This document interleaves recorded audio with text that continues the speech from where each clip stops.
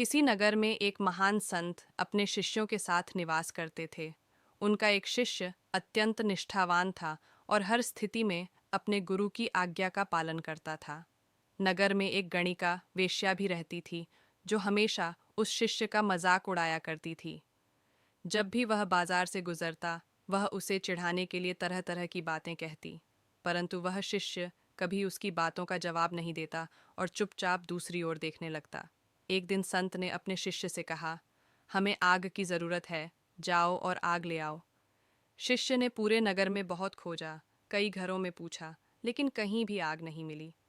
थक हार कर वह बाजार पहुंचा। वहां उसने देखा कि वही गणिका हुक्का पी रही थी।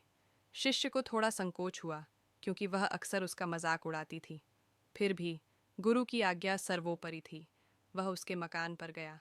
गणिका ने उसे देखकर व्यंग्य से पूछा, क्या बात है ब्राह्मण देवता, आज हमारे द्वार पर कैसे आना हुआ?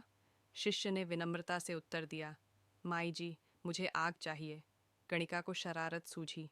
वह हंसते हुए बोली, आग चाहिए तो एक शर्त है, इसकी कीमत तुम्हें अपनी एक आंख देकर चुकानी होगी।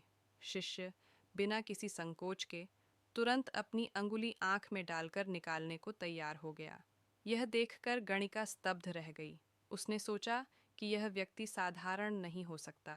उसकी आंखों में पहली बार सच्चे संतों के प्रति श्रद्धा जागी। डर और आश्चर्य से कांपते हुए उसने तुरंत हुक्के की जलती आग शिष्य को दे दी। शिष्य ने लकड़ी से आग उठाई और गुरु के पास पहुंचा। संत ने देखा कि उसके माथे पर पट्टी बंधी हुई है, तो पूछा, आग तो ले आए, लेकिन यह पट्टी क्यों? शिष्य बोला, गुरुदेव, मेरी आंख में चोट लग गई थी, इसलिए पट्टी बांधनी पड़ी। संत मुस्कुराए और बोले, अगर चोट लगी है तो पट्टी खोल दो। जैसे ही शिष्य ने पट्टी हटाई, उसकी आंख पूरी तरह ठीक थी। यह देखकर शिष्य भाव विभोर हो गया। संत बोले, जो सच्चे मन से भक्ति करता है, उसकी रक्षा स्वयं परमात्मा करते हैं। इधर गणिका का हृदय पूरी तरह बदल चुका था। उसने अपनी जीवन की असारता को पहचाना और संत के चरणों में आकर बोली, मुझे भी इस अंधकार से निकालिए।